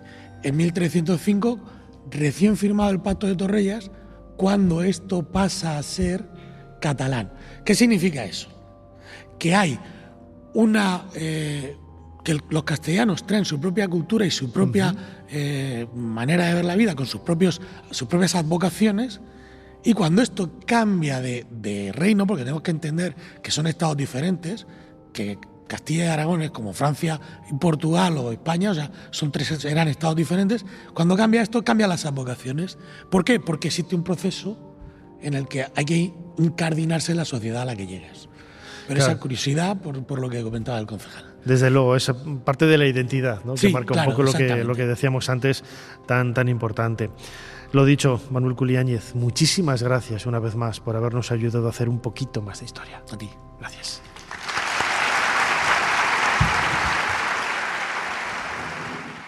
Señor Edison, un hombre con una maleta pregunta por usted. Dice que se llama Nikola Tesla. Hágale pasar. Tome asiento, por favor. Así que es usted Tesla, el serbio que viene de París. Sí, señor. Es un placer conocerle. Bachelor me habló de usted y viene con la maleta, como si acabara de llegar en el último barco. Pues en realidad sí, señor. Acabo de llegar de París. Ser Historia con Nacho Ares. Todo lo que quisiste saber de la historia, la madrugada del sábado al domingo en la cadena SER.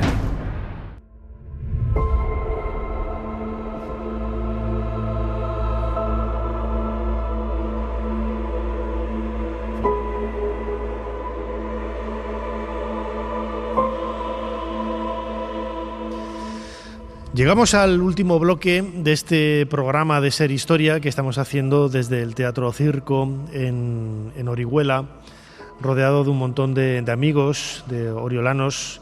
¿Qué tal os lo estáis pasando? Más fuerte, ¿qué tal os estáis pasando? Muy bien, así me gusta. Bueno, pues estamos aprendiendo todos un montón no solamente de la historia de los monumentos de Orihuela, sino en definitiva de la historia de nosotros mismos, ¿no? Porque el eco que ha tenido, es cierto que no era España en aquella época, ¿no?, pero es un poco la semilla de lo que somos en la actualidad, ¿no? Y eso es el valor que tienen todas estas historias o esta intrahistoria que decía Unamuno, esta cotidianidad, estos aspectos más normalizados de la historia que nos ayudan a conocernos a nosotros mismos pues un poquito más, ¿no? Esta mañana, junto con Jesús Callejo, he tenido la suerte, bueno, Ana Caballero y Conchita, la directora de la cadena SER aquí en Orihuela, hemos tenido la suerte, la fortuna de tener una visita muy especial, ¿no?, en el Colegio de Santo Domingo, junto con Javier Sánchez Portas. No, te había puesto la tilde. Javier, bienvenido a Ser Historia. Gracias. Muchísimas gracias por la visita tan especial, tan cariñosa que nos has hecho del colegio, un lugar que se nota que conoces muy bien. Tú eres archivero, historiador y miembro, ¿no?, de la Real Academia de Bellas Artes de San Carlos. Sin que nos escuchen los otros monumentos, el Colegio de Santo Domingo, que es increíble, ¿es el edificio más emblemático, más importante de Orihuela? Para mí creo que sí, porque le llamamos el Escorial de Levante por el tamaño que tiene. Es enorme. Es enorme ese colegio. Con 2 claustros y un montón de... Claro, no es como las otras iglesias que, por ejemplo, se construían con el tercio diezmo que había cedido el rey Alfonso X el Sabio tras la conquista. Cede la parte del diezmo que le correspondía al rey para que se construyan las 3 parroquias de la ciudad sobre las 3 mezquitas musulmanas. Sin embargo, esta otra obra es una realización de un personaje de Orihuela, Fernando de Loaces. Es quizá el personaje más importante hasta Miguel Hernández y el personaje más generoso con su ciudad natal, porque él, que había estudiado en Italia, que fue abogado del Consell de la ciudad de Orihuela, que luego fue... ¿En qué siglo estamos hablando? Estamos hablando del siglo XVI, él nació en 1497 y llega inquisidor en Barcelona, en Cataluña.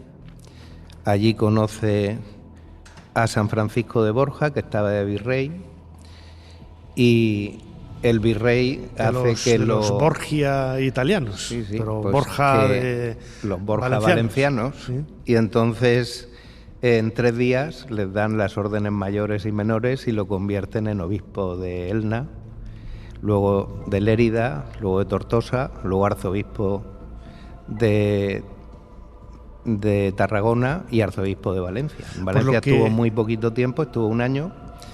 Pero él en 1547, cuando cumplía 50 años, cede todos sus bienes a los dominicos de Orihuela para que se cree un colegio de dominicos. En principio iba a ser un colegio solamente para los dominicos y posteriormente se convierte en una universidad pontificia y en una universidad real.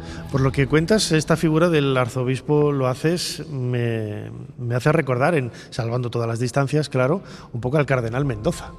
En el sentido de que una persona con una formación muy profunda, muy intensa y que luego va creando, construyendo y educando, ¿no? Porque el convento inicial, ¿no?, de Santo Domingo se convierte, con ese colegio anexo que tenía, ¿no?, y en el año 1569 se convierte en universidad, que es un paso pues muy grande, ¿no?, muy importante. Universidad pontificia, sí, efectivamente, es una universidad pontificia y luego es reconocida también como universidad real ya en el siglo XVII, en 1644, por Felipe IV, o sea que es el personaje más importante de la ciudad de Orihuela hasta Miguel Hernández, y el más internacional, porque él estudió en Italia, estudió en Pavía, su padre también había estudiado medicina en Italia, y son unos grandes personajes de la ciudad, y el gran personaje porque crear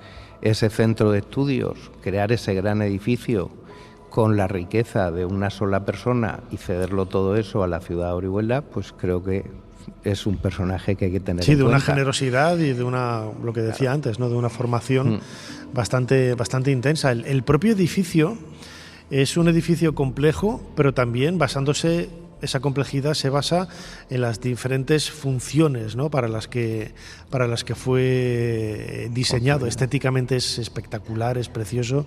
Tiene elementos, lógicamente, desde el XVI hasta el siglo XVIII o XIX, pero en esencia tiene un sabor muy particular, ¿no? Sí, yo, hace ya más de 20 años estudié bastante el edificio, publiqué un libro, que es El Patriarca Los Haces y el Colegio Santo Domingo de Orihuela. Es una publicación que hizo la Caja Rural Central de aquí de la ciudad, y donde se estudia toda la construcción del colegio y toda la vida de los personajes, porque Fernando Los Haces, aunque habían biografías de principio de siglo, pues era un personaje bastante desconocido, tan desconocido como que le saqué 3 hijos. O sea, él tuvo, antes de ser obispo, tuvo 3 hijos, y en concreto una hija se mete monja dominica, un hijo se mete dominico y será rector perpetuo del Colegio Santo Domingo de Orihuela, y otra hija se casa, tiene una hija y tiene un nieto, o sea que continúa la estirpe de esos. Y él, sin embargo, les da las dotes a esos hijos. El hijo estudia en Salamanca, por ejemplo, estaba en el Colegio de San Esteban de los dominicos de Salamanca, pero él estudia en la Universidad de Salamanca. Y San Pío V, que es el creador de la universidad, es el que lo nombra rector perpetuo del colegio. Y el colegio no solamente es, el colegio primero tiene unos bienes que son unos censos, es el dinero que le va dando, se va construyendo. Imaginaros cuando las casas eran unas pequeñas barracas o unas pequeñas habitaciones, lo que había en el siglo XVI, el construir ese monumento, que es un auténtico palacio renacentista con esos claustros. Es espectacular, las arquerías de los claustros, de los patios, y luego sobre todo la historia tan curiosa, ¿no?, que tiene cada una de esas partes del edificio. Sí, es un edificio que es muy complejo, por eso, pues los que van a hacer los libros de historia generales, pues van a edificios ya estudiados, edificios concretos y que se pueda saber. En este caso, como no se conocían bien las fechas ni se conocía bien nada, por ejemplo, el claustro del columnario, el claustro de la universidad, donde están las aulas, pues pensaban que era renacentista. Entonces encontré que era de 1733, 18, barroco. Se hace, y es un claustro barroco en un espacio renacentista, pero un claustro barroco. Para poder, se hacía por administración, entonces te aparecen los jornales, pero no sabes dónde se está construyendo. Entonces me tuve que basar en los pagos que hacían, que sí que eran genéricos, eran específicos, y eran las ventanas. Cuando hacían las ventanas grandes, las ventanas pequeñas y las ventanas medianas para las celdas del colegio y para los pasillos. Y entonces pude situar la construcción, hace como una P, hacen toda la fachada del colegio, de la iglesia, lo que rodea el claustro columnario y la capilla mayor, que iba a ser su lugar de enterramiento. Y el pequeño convento que había era muy pobre y que había quedado entre esas dos construcciones, se tira en 1600 y se hace el claustro que hemos visto de estilo herreriano. Es un claustro parecido a los del Escorial, de grandes arcos, grandes pilastras y demás. A mí me ha llamado la atención que nos lo ibas explicando esta mañana a medida que íbamos entrando en cada una de las estancias, los artesonados, ¿no? Sí. Que mucha gente tiende, pues también de una forma lógica, ¿no?, a mirar como mucho el suelo o las paredes, ¿no? Pero los artesonados de madera son espectaculares, ¿no? Y es raro encontrar de una forma tan íntegra y tan bien conservados y restaurados estos artesonados, ¿no? Solo serían comparables a los del Palacio de la Generalidad en Valencia. El Palacio de la Generalidad tiene unos artesonados semejantes aquí en la Comunidad Valenciana.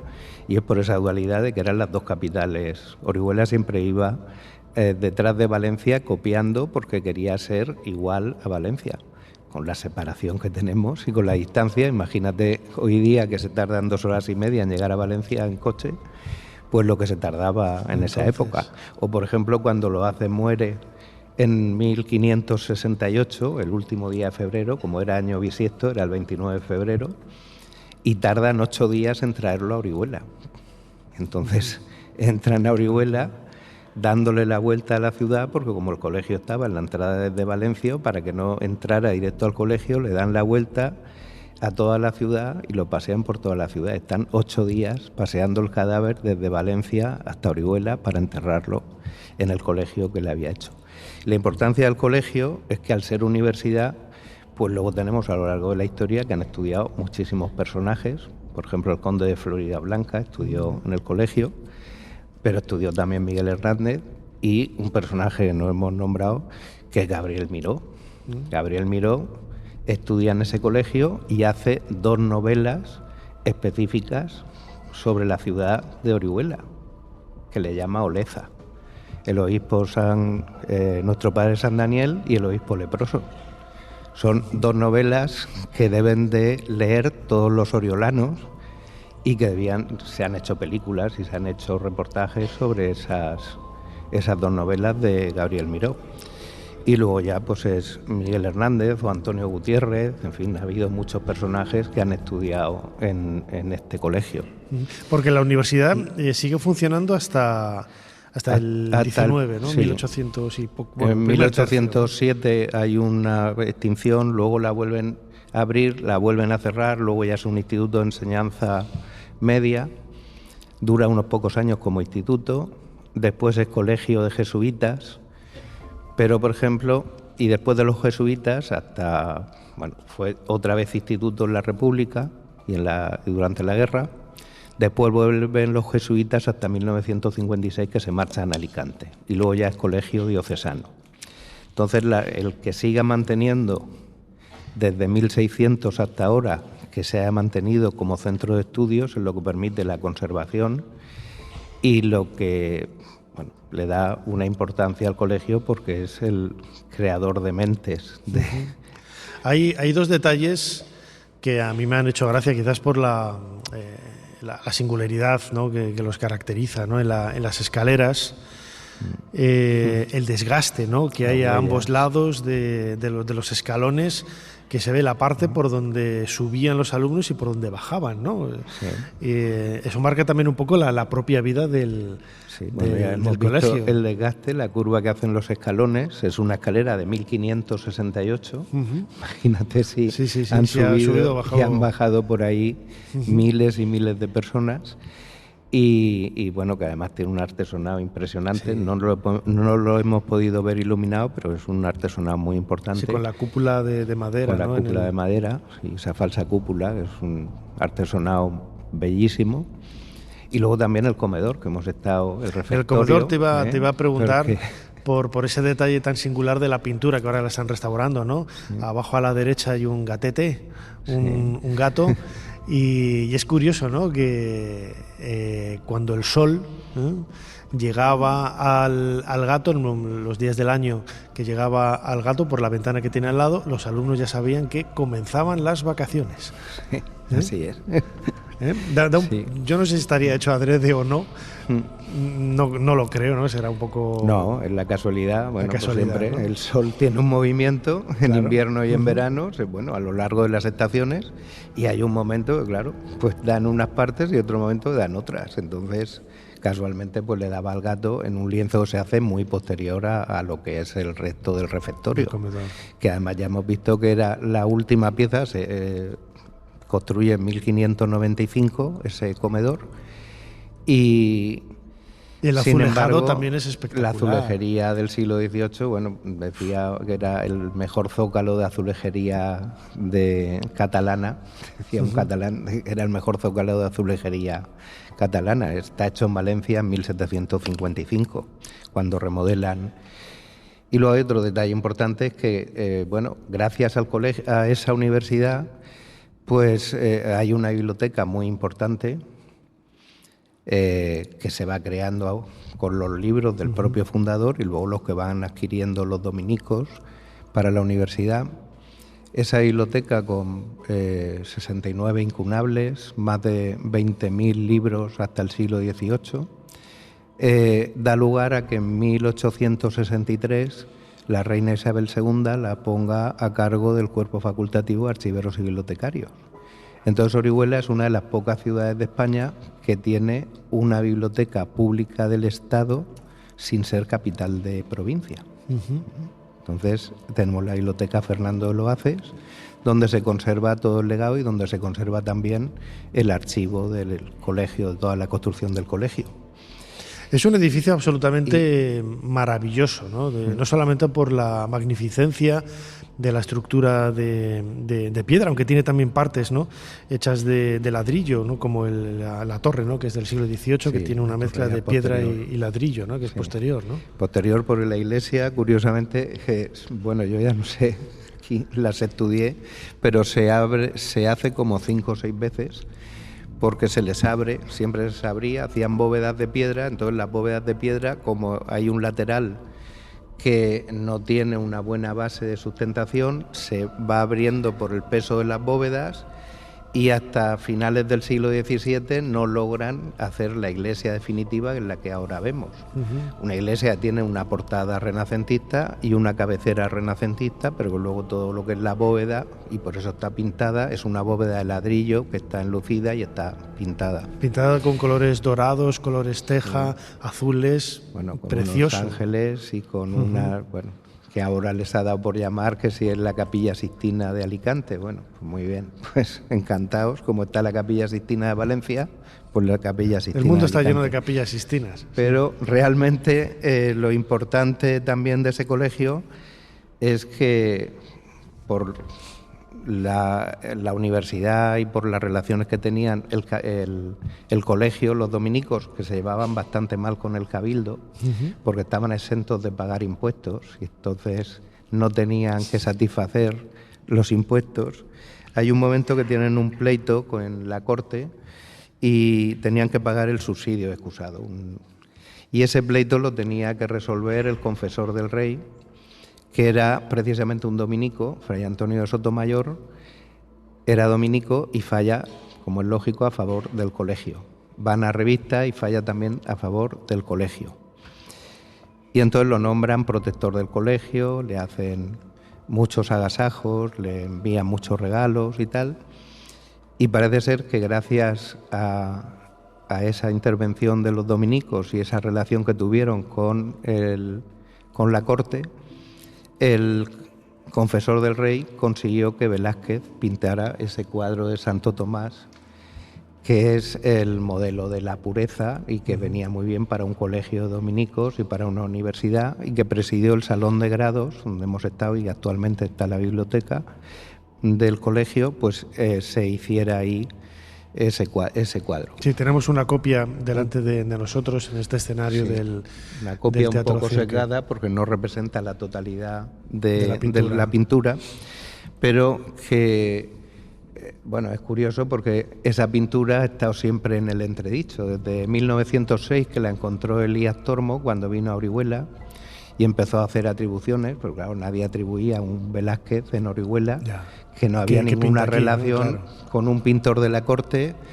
que ya era un cuadro de una cierta importancia, no era de su juventud, sino que era de ya cuando era un pintor. Porque en la juventud real. estuvo en Sevilla. Exacto. Y bueno, podríamos decir, a lo mejor un fin de semana vino para acá, ¿no? Exacto. Le pilló más o menos de cerca, hecho, pero... ya tardaron unos años, en 1924 lo Allende Salazar, en el catálogo de Velázquez que se publica en Stuttgart, en Alemania, lo incluye como un Velázquez, pero luego en los años 70 Jonathan Brown y López Rey lo ponen como obra de Alonso Cano, retrasan la ejecución a 1645 y lo sacan de las obras de Velázquez.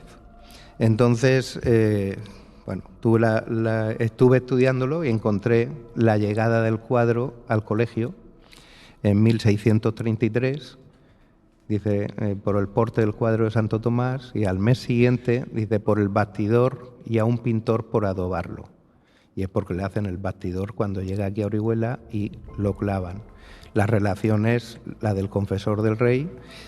Y ya a partir de ahí los dos, tanto Jonathan Brown como López Rey, lo vuelven a incluir en sus catálogos con las obras completas de Velázquez. Y claro, tener un Velázquez, efectivamente, y un Velázquez de esas dimensiones, no lo habéis visto esta mañana, no os ha dado tiempo, pero son 2,44 por 2,30, es un gran cuadro. y que el único que le ha hecho justicia, que me gustaría leer un pequeño parrafito, es José Gudiol. Publica un libro titulado Velázquez en Ediciones Polígrafas, 1973. Y entonces dice: la incertidumbre que envuelve la cronología de las 3 obras precedentes se extiende con mayor razón sobre el cuadro conservado en el Museo de la Catedral de Orihuela.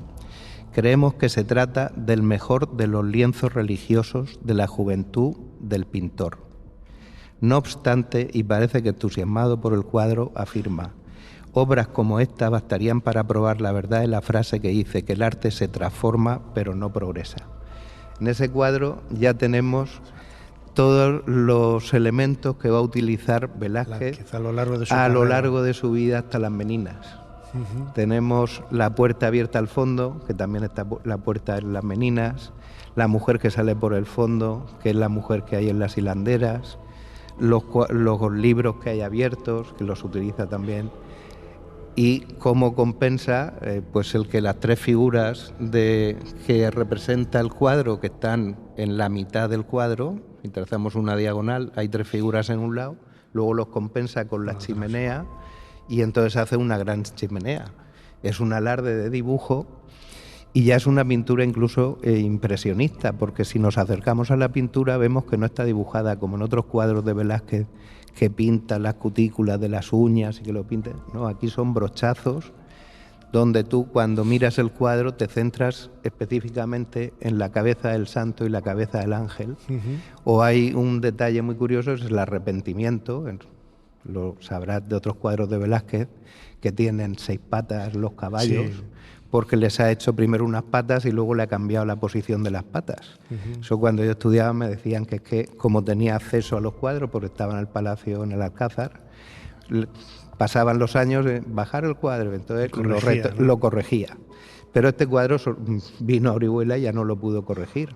Bueno, pues hay una zona donde se ve cómo el ángel que está de pie tiene una túnica que ocupaba la superficie del suelo y cómo luego la hace recta y no se molesta en tapar esa otra túnica, sino que la deja ahí indefinida, porque él se centra en lo que es el momento de mayor misticismo, las 2 cabezas. Es fascinante, es fascinante. Vamos a colgar alguna imagen de este cuadro en nuestras redes sociales de Ser Historia, para que los oyentes puedan disfrutar de la magia de esta obra de Velázquez, que se encuentra aquí en Orihuela, ¿no?, donde hemos estado haciendo este programa especial, el primero de la 16ª temporada, y este último bloque dedicado al Colegio de Santo Domingo, con Javier Sánchez Portas, historiador y miembro de la Real Academia de Bellas Artes de San Carlos y archivero también. Javier, como siempre, muchísimas gracias una vez más por habernos ayudado a hacer un poquito más de historia. Muchísimas gracias a vosotros.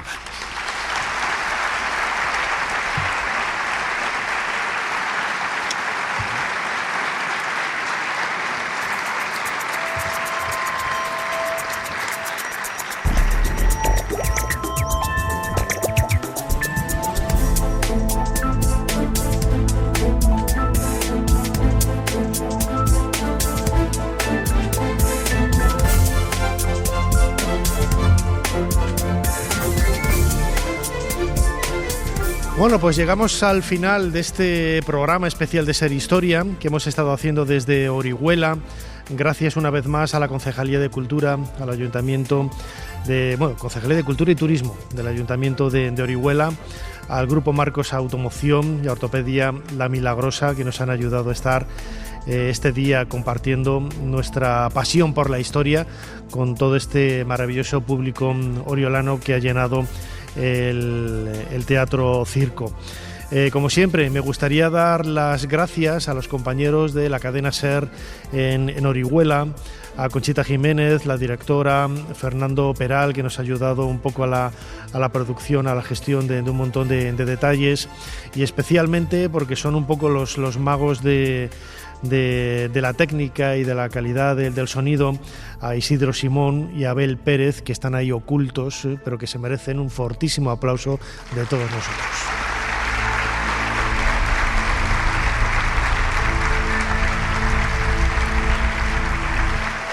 Como siempre, Fermín Agustí ha estado en la producción del programa. Ana Caballero, que está ahí escondida en las redes sociales grabando. Vamos a darle un fuerte aplauso para ella. Hace así con la cabeza. Y como siempre, una temporada más, un programa más, un año más. Vuestro humilde servidor Nacho Ares, aquí delante del micrófono y en la locución. Muchísimas gracias, Orihuela, por haber compartido vuestra pasión, su pasión por la historia, y nos seguimos escuchando y viendo también por aquí en la cadena SER. Hasta la semana que viene. Gracias. Suscríbete a SER Historia. Todos los episodios y contenidos adicionales en la app de Cadena SER y en nuestros canales de Apple Podcast, Spotify, iVoox, Google Podcast y YouTube. Escúchanos en directo en la SER los domingos a la 1:30 de la madrugada. Cadena SER. La radio.